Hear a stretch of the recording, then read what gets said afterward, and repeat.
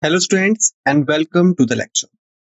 So students, as you can see on your screen that basically in this lecture we are going to start the discussion over the simple harmonic motion part 1. So this is going to be a topic for the discussion in this particular lecture. In this we will talk about the periodic motion, oscillatory motion, some definitions related with the topic, simple harmonic motion. So these four are going to be the area of our discussion. Periodic motion, oscillatory motion, some definitions, simple harmonic motion. But before starting the lecture, as usual, we have our small disclaimer here that we are required to understand before we proceed further. So the disclaimer goes like, the images used in a slide deck are for educational purposes only. We respect the intellectual property rights of the original creators and owners of these images. If you are the owner of any of the image used in this track and have any concerns or issues, please contact us at sathee@iitk.ac.in and we shall remove the images. Now let's begin with the first topic, that is going to be our periodic motion. Like in the beginning of this physics series, we had discussed that body could only be in two states, motion or rest. If the body is not changing the position, that is what we call a body at rest. Okay. But if the body changing the position continuously, then it is known as body in motion. So here, by seeing the name of simple harmonic motion, we could understand by ourselves that this is the case when the body is in a motion. Body is moving. Okay. The body is not at rest. All right. So here, mostly concept that we will talk about, these concepts belong to the movement or motion field. So periodic motion, it is a mix-up of two terms. One, motion, second, periodic. So let's break them here before we go by the theory. So seeing here, the two words are there, motion and periodic. So motion, by motion, we could clarify that the body is not in a rest. The body is not at the same position where it was prior to some minutes, seconds, milliseconds, whatever you can say. Okay. So now we could conclude the body is in a motion. The body is moving, changing the position continuously. Periodic. Let's have a look on this.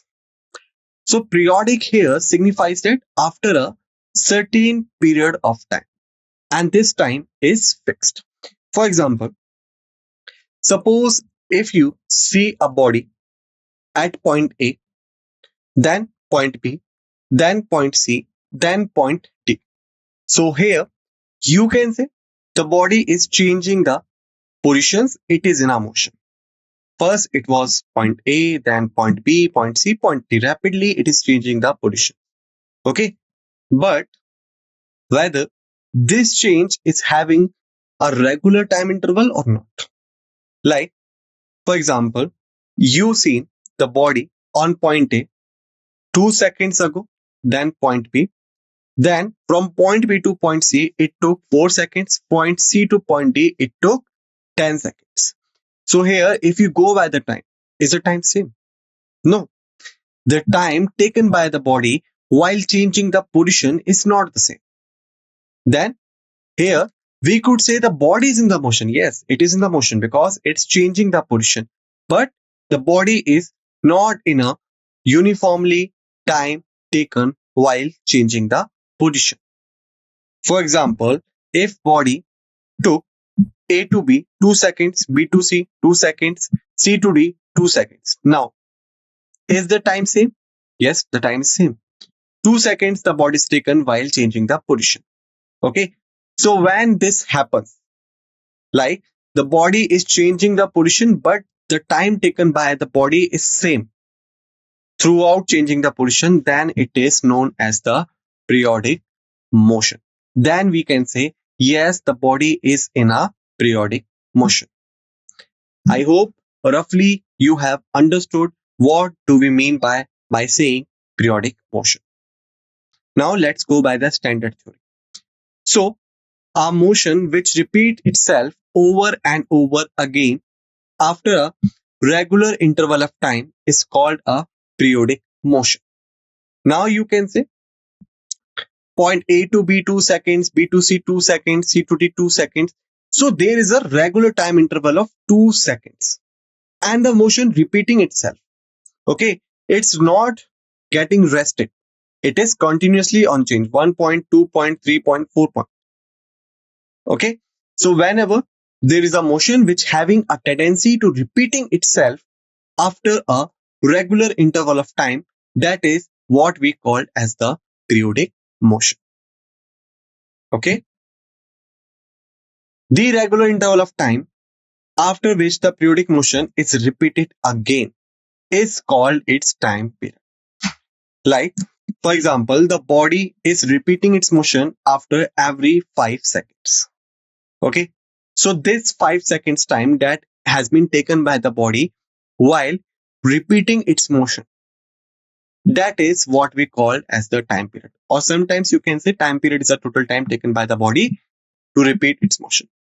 Okay, both the statements could be corrected in this reference.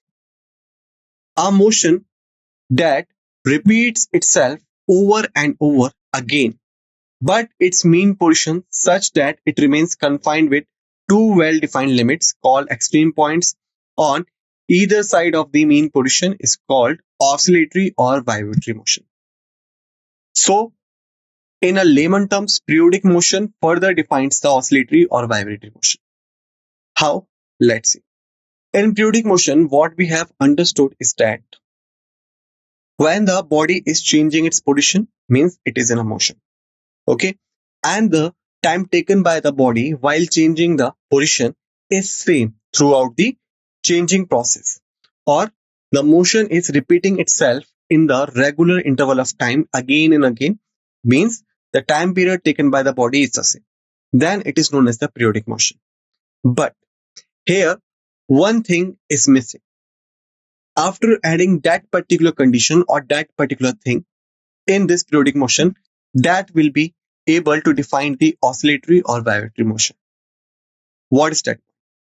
That point is that if the body's mean position is not getting changed while the motion repeating itself over and over again, and it is confined between two well-defined limits called extreme points. For this example, suppose this is a pendulum. Okay, this is one extreme point, this is another extreme point. So here, if you see pendulum here, then you will see then here, then here, then here, then here, then here. Again here, here, here, here, here, here. So you can say the body is changing the position within the regular interval of time or taking the uniform time period. But the mean position of the body is fixed. It could not go beyond these extreme limits or extreme position. The pendulum will not be like this. The pendulum will only go like this. Okay, one extreme point, second extreme point, and it is between these 2 points. Then it is what we called as an oscillatory or vibratory motion. Got it? So from the periodic motion itself, we could define the oscillatory or vibratory motion. We just required a one additional condition that we could add over here, and that condition is motion repeating itself over and over again, but mean position is confined between the defined limits. Here you can see these limits are also called as the extreme positions. All right, now let's move ahead. Here is the oscillatory motion. Just taking a rough idea that we had taken on the previous slide. Now let's have some kind of detailed look over the oscillatory motion. So thus, a periodic and bounded motion of a particle about its mean position may be called as oscillatory motion. Here, two conditions are there: periodic, bounded. Periodic means the motion having the capability to repeating itself over and over again in the same interval of time. Okay. So it is repeating again and again over the same interval of time. Bounded. What do you mean by bounded? Bounded means it could not cross the extreme points. Suppose 1 point, second point. It could not cross these extreme points. It would be between these points only. So yes, there is a motion, but that motion is actually the bounded motion. And when the motion is periodic and bounded of a particle about the mean position of that particular thing, that particular mean position, then it is known as the oscillatory motion. Got it? There is a note. An oscillatory motion is always periodic, but a periodic motion may not be oscillatory. Remember, there is an important statement that we could not be ignored. Okay. What is the statement? Every oscillatory motion is always periodic. Okay. But a periodic motion may not be oscillatory.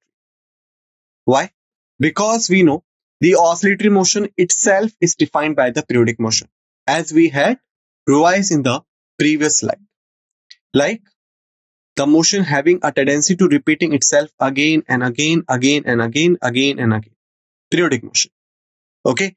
But a periodic motion may not be oscillatory. Why? Because if the motion is not bounded in reference to the particle, in reference to the mean position of the particle, and able to go beyond the extreme limits, then the motion repeating itself is a periodic motion, but not an oscillatory motion. Because that condition that is required to define a motion as an oscillatory motion, that is not getting satisfying there.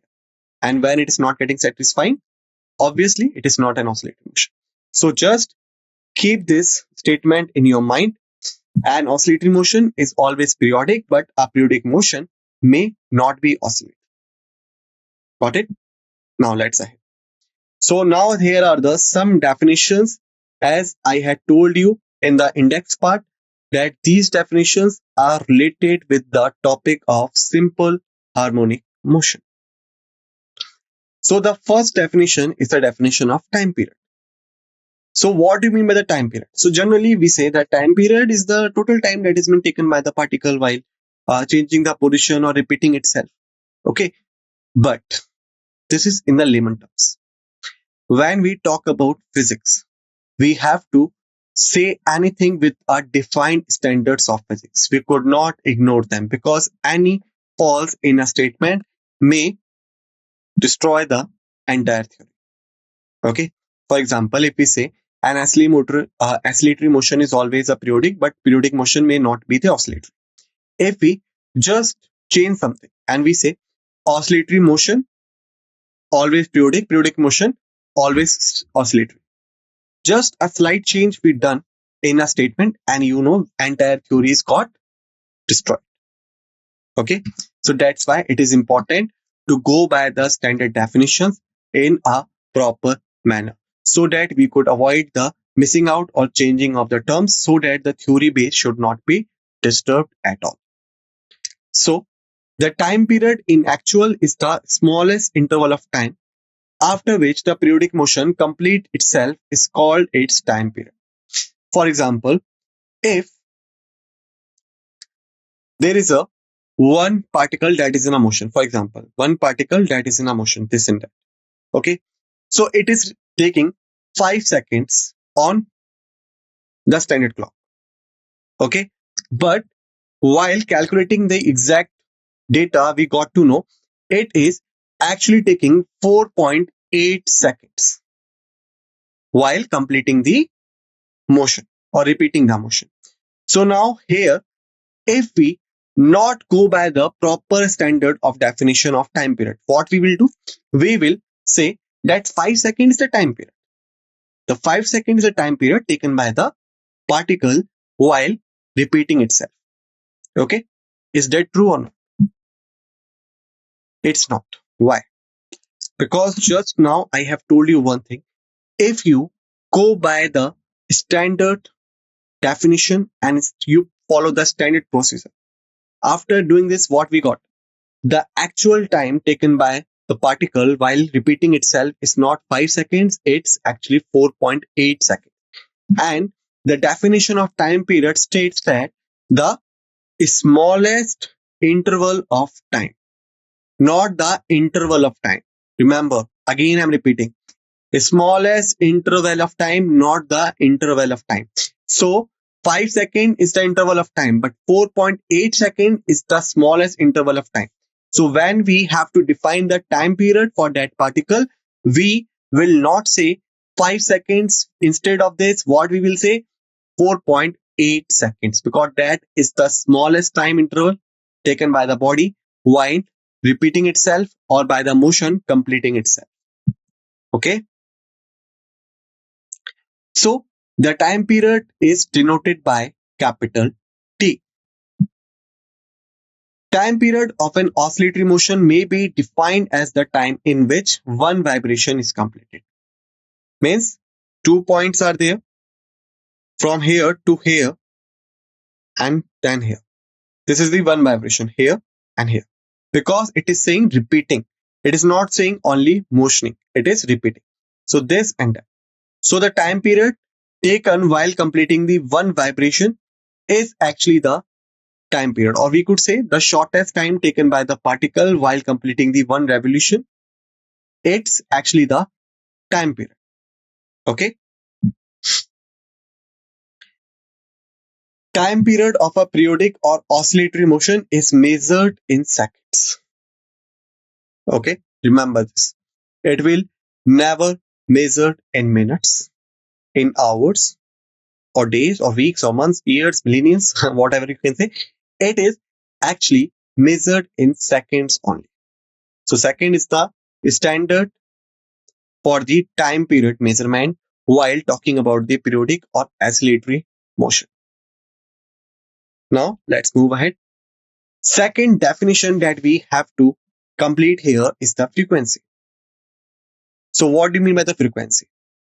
The number of the vibrations that occur in a unit time is called the frequency of the periodic motion. For example, if you define a unit time as 1 minute, then you find out that in 1 minute, that particular motion is for 10, or you can say 10 vibrations completed within the unit time of 1 minute.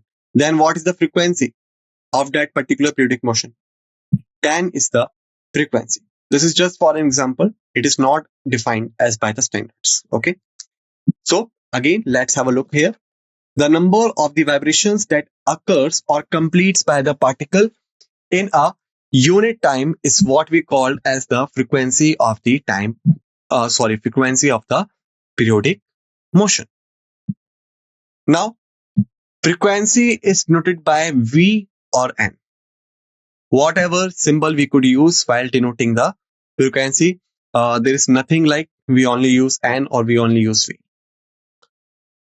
Obviously, V equals to I by T. The unit of frequency is seconds power minus 1 or hertz. Okay. So either we could define the unit of frequency by using seconds power minus 1 or by using hertz or SZ as well. There is no boundations and limitations, and also there is no particular standard for that. The frequency of a vibrating body is said to be 1 hertz if it's execute 1 vibration per second or 1 cycles seconds power minus 1. So if the vibrating body is completing the 1 vibration per second or 1 cycle, means this and that, going and reaching back. Alright. Then it is said that the frequency is 1 hertz for that vibrating body. Now, after time period of frequency, let's have a look over the angular frequency. Okay. So, the angular frequency of a body executing periodic motion is equal to the product of frequency of the body with factor 2 pi. So we could say in order to calculate the angular frequency, we have to multiply frequency of the body with the factor 2 pi. Therefore, the angular frequency SI unit of omega is rate by second. Alright, this symbol is used to denote omega. So omega equals to V into 2 pi equals to 2 pi by T. T is the, what is T? T is the symbol used for the time period denotions. Now, another definition is displacement. So the displacement of a particle at any instance is the distance of the oscillating particle from its mean position at that instant. So if the particle going like this is the displacement. Okay, because distance of the oscillating particle, it means position is this at that instance up to where it goes. So that is the displacement. Displacement represents changes in physical quantities with time, such as changing its position, its angle, any change in the pressure, electric and magnetic fields, etc. So suppose if the particle's mean position is this and it goes like this. So here, whatever position it has changed, whatever angle it has changed, whatever pressure, whatever electric and magnetic field it's changed, that all represents by the displacement, because it is the distance of the oscillating particle from its mean position up to that distance. Okay, now let's move forward. Examples. First example is, in loaded spring, when a body is oscillating under the action of a spring, the displacement variable is its derivation from the mean position of the oscillation with time. Like how much change or deviation it is having with the reference to the mean position of the oscillation with time, that is shows by the displacement. In a simple pendulum, the displacement variable is its angular deviation from the vertical duration oscillation with time. During the propagation of sound wave in air, here you can see the displacement variable is the local change in pressure with time. From here, the sound wave started and this is the human ear. Here you can say it is basically changing the position from here to here. So whatever change it pursued in the pressure while moving with time, it is the displacement variable for the propagation of sound waves. During the propagation of electromagnetic waves, the displacement variables are actually change in the electric and magnetic fields that is varying periodically with time. Okay, so here you can say for loaded spring, displacement variable, its deviation from the mean position of the oscillation with time. For simple pendulum, displacement variable is its angular deviation from the vertical during oscillations with time. For propagation of sound wave in air, displacement variable is a local change in pressure with time. During the propagation of electromagnetic waves, displacement variables are both. Okay, this is not is, this is are. Why? Because electromagnetic waves is a mixture of electric and magnetic effects. Okay, so the variable is not required here, variables are will be there in reference to the electric and magnetic fields which vary periodically with the time. Now, displacement variable is measured as a function of time and it can have both positive and negative value. Like if you remember when we were talking about the distance and displacement, I have told you one thing, distance could never be negative, it always positive. Displacement could be positive, negative or zero. So again, let's revise this fact. Distance never be a negative or zero, it's always positive. Displacement could be positive, negative or zero. Okay, so here the same case could be applied. Displacement variable measured as a function of time and it could have both positive or negative values. The displacement of an oscillating particle could be represented by x and y depending upon whether the physical quantities changes along the x-axis or y-axis. We all know about the Cartesian plane. Okay, so in the Cartesian plane, the horizontal part is the x-axis, vertical path is the y-axis.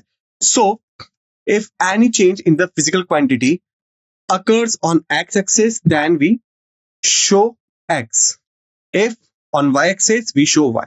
So it's depending upon whether the physical quantity changes along x-axis or y-axis. Displacement could be represented by a mathematical function of time. In a simple periodic motion, we are talking about the simple periodic motion. The displacement could be given by y equals to f into t equals to a sine omega t, and x equals to f into t equals to a cos omega t. So in a simple periodic motion, representing it through y, we could say f into t equals to a sine omega t. For x, we could say f into t equals to a cos omega t. For y, we use sine in between. For f, we use cos in between. Where a is called amplitude of oscillation or maximum displacement. Got it? Let's move ahead. After this, phase. Phase of vibrating particle at any instant is a physical quantity which completely expresses the position and direction of motion of the particle at that instant with respect to its mean position. Here you can see the mean position is this. So here it goes to the up phase, then down phase, then up phase, then down phase, then up phase. Even it's changing the direction also. So the phase is the change in any physical quantity expressing the change in position and direction of motion with respect to its mean position. Its mean position there if the particle is there. Upper phase if the particle is here. Lower phase. Got it? Just for example. It is measured either in terms of fraction of time period or fraction of 2 pi angle, which has elapsed since the vibrating particle has crossed its mean position in the positive direction. In oscillatory motion, the phase of a vibrating particle is the argument of sine or cosine function involved to represent the generalized equation of motion of the vibrating particle. If the displacement of a particle at the instant of time t is represented by the equation, then we could say y equals to a sine into omega t plus phi 0 equals to a sine into 2 pi t into t plus phi 0. Then the quantity in bracket 2 pi t by t plus phi 0 is called phase of oscillation at time t and denoted by phi. Phi equals to 2 pi t into t plus phi 0.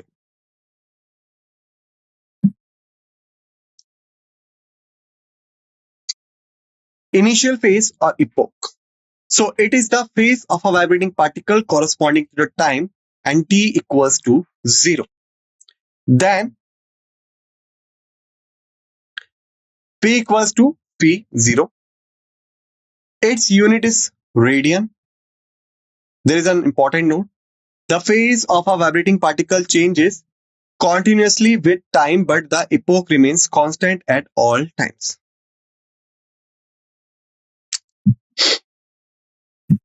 Phase difference between two vibrating particles tells the lack of harmony in the vibrating states of two particles at given instance. Okay, this is. It is measured as the difference in phase angles of two vibrating particles at any instant. Amplitude. The maximum displacement on either side of mean position is called amplitude of SHM. Simple harmonic motion. In SHM, the maximum value of sine theta or cos theta equals to 1. Therefore, from equation, we could say y equals to a sine omega t and x equals to a cos omega t. The maximum value of displacement, either y or x, will be a. Amplitude. The amplitude in simple harmonic motion is equal to the radius of the circle of reference. If S is the span of SHM, then amplitude equals to A equals to S by 2. Now, let's talk about the simple harmonic motion. Simple harmonic motion is a special type of periodic motion in which a particle moves to and fro repeatedly about mean position under a restoring force, which is always directed towards mean position and whose magnitude at any instant is directly proportional to the displacement of the particle from the mean position at that instant. There is a note. A system performing oscillation in which the force F is proportional to displacement x rather than to some other powers of x is actually called a linear harmonic oscillator. The system in which the restoring force is a non-linear function of x, termed as non-linear harmonic or anharmonic oscillator. The simple harmonic motion of a body takes place under the condition of stable equilibrium. So with this, we have finished this part. It is requested to all of you kindly revise the facts and figures at all we have discussed in this lecture and keep yourself ready for the next lecture. With this note, let's end this lecture and thank you.